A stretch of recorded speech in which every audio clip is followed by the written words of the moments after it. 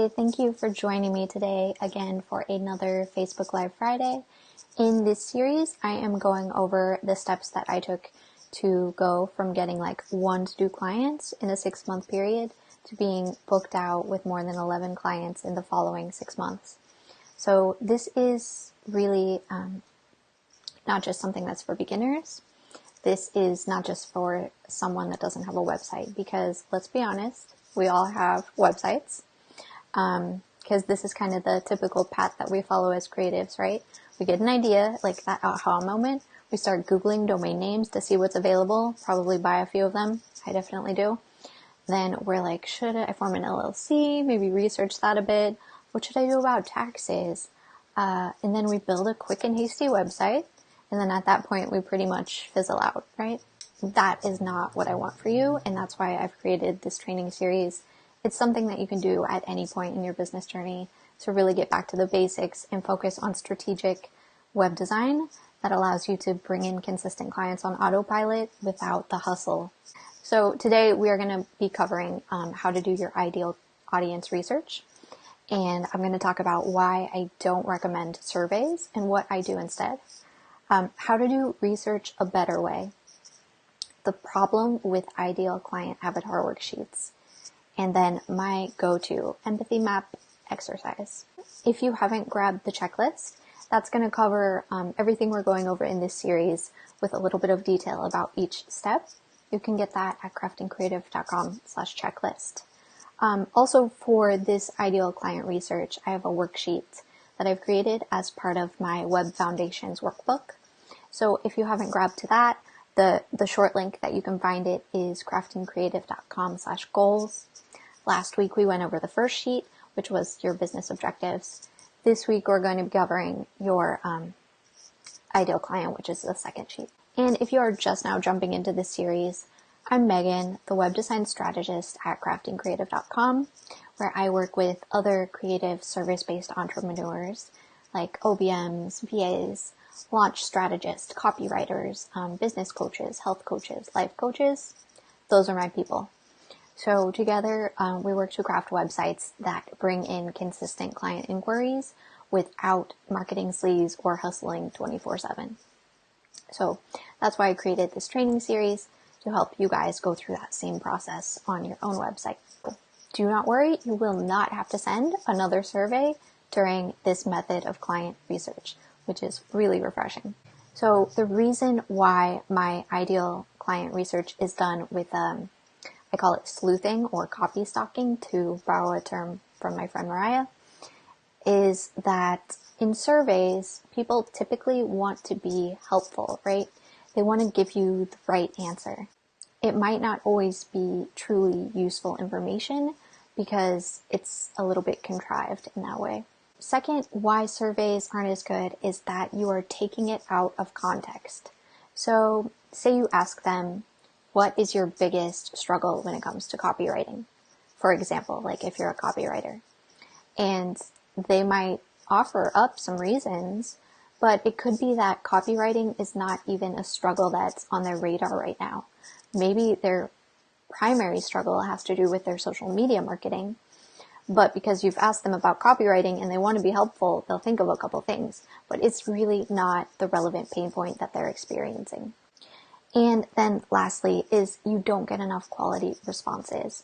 So even if you bribe your email list with Starbucks gift cards, just the number of responses that you get back that are really well thought out are so few that you're not getting enough quality data to make it worth your time and effort when there is an easier and better way.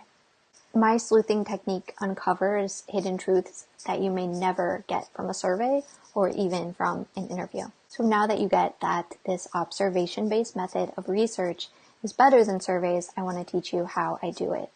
So before you start selling something, you have to know what your audience needs, right? I mean, you know this. Like, you don't start with what you want to make and then go out and try to find people to buy it. You start with your audience and what's really troubling them and where they want to be. And then you're capable of offering a solution that fits those needs. That's where this audience research component comes in. And I like to do it in Facebook groups because As of right now, I think there are like 2.1 billion monthly active users. So most likely the people that you're trying to reach, if you're an online business owner, they're going to be in Facebook somewhere. I like to think of it as listen only mode because we're not interacting. We're not asking for polls or feedback in the groups. We're really just kind of sleuthing. We're stalking. We're trying to find out what they're saying if we were like a fly on the wall. So first you want to identify those key Facebook groups where your clients are most likely to be hanging out. And then start searching for words or phrases specific to your topic or area of expertise. So if you're a copywriter, you would search for copywriting, copywriting, sales pages, any words that are going to get at like the nexus of what you do and what they might be struggling with. If you're a business coach that specifically works with entrepreneurs to be more productive so that they can scale to the next level, you might search for batching, getting things done, productivity, or enough time. So whatever it is that you do, you want to search for those sort of words and phrases, and then you can get an idea of how your potential clients are talking about those things. So some things to look out for are problems that they express that they're struggling with, questions that they ask specific to your topic, frustrations that they have, or desires, aspirations, where they say that they're trying to be. Either copy those comments into a spreadsheet, or you can just take screenshots and keep them in a folder somewhere. This is a treasure trove of client language research, and I go back to it again and again when I'm writing copy, so it's really useful to keep this somewhere. When it comes to your ideal client, you need to understand who they are, yes, but it's less about the demographics. So this is why I say that those ideal client avatar worksheets that we see everywhere, they're not super helpful because they speak mostly to those demographics, like the census survey kind of questions, and they pretty much leave out the psychographics, which are the key important element that you need to be focusing on. Let me show you an example. This is a screenshot of an ideal client avatar worksheet from one of my friends and favorite online entrepreneurs. She's amazing. Everything she does is fantastic. But it just shows that it's really focusing in on those demographics. And it doesn't matter. Those don't matter for sales. Sure, those things are great when you're trying to connect with someone and you can drop a reference to something they enjoy that you also enjoy. But when it comes to selling effectively is about feelings. And so that's why we need to know the psychographics behind it. Demographics don't matter, and selling starts with feelings. And that's what I'm trying to get across when I say that those typical client avatar worksheets are not worth your time. So what can you do instead? Start looking at the feelings when you're doing your ideal client research. So this is just a screenshot that I pulled out of a conversation that was taking place in one of the Facebook groups. And it beautifully illustrates how two different people behave differently when it comes to overwhelm. So overwhelm is a common term that we hear all the time, right?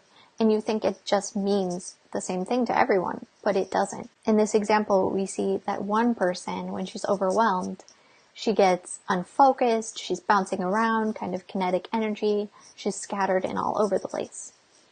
The other person, when she feels overwhelmed, she pulls back, she withdraws, she shuts down, she stops working, essentially. So those are two very different behavioral interpretations of what overwhelm feels like to them. Is your client more like person A or person B in this example? Because that's exactly what you need to know if you're going to sell to them effectively. Let's define your ideal client in a way that actually matters for your business. And we do that with my exercise called the empathy map.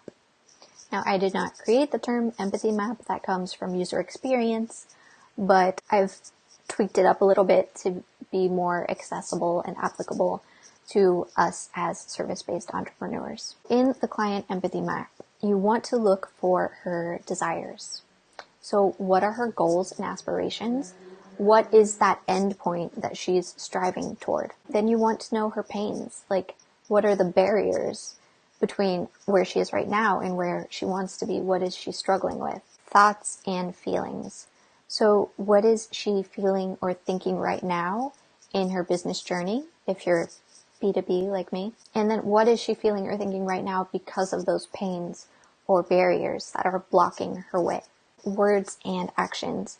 So what does this feeling look like in her behavior? What is she saying or doing? And then is there a discrepancy between what she's saying and how she's behaving? Influences. So what is her current environment like? And how is that impacting her? Who or what is influencing her and her motives right now? Always want to think about what brings her to your site. What is she looking for? And how can you help her right away? To recap, today we talked about why my listen-only mode is better than sending surveys, how to do this type of research in Facebook groups, and the reason why most ideal client avatar worksheets are not effective, and then how to define your ideal client the right way in 6 simple steps. We've gone over in this Facebook Live series your business objectives and how to define those so that they actually make a difference for your website. We've talked today about how to do your ideal client research the right way and without sending any surveys or setting up interviews. Next week, we're going to dig into how to define your competitive edge and your USP or unique selling proposition. Don't forget, you can get this checklist from craftingcreative.com/checklist. If you want to follow along with these empathy map exercise, you can get that from craftingcreative.com/goals. Or if you've already downloaded my Web Foundations workbook, then you're good to go. It's just exercise number 2. And if you have any questions, feel free to leave them in the comments below. I will go through and answer all of them as best I can. And if you have any feedback, if you think like, could you give more explanation during these Facebook Lives, or, maybe the videos are a little bit too long, let me know that too. I really want to make sure that I'm crafting this in a way that's helpful for you. All right. Thank you so much for joining me, and I will see you next week.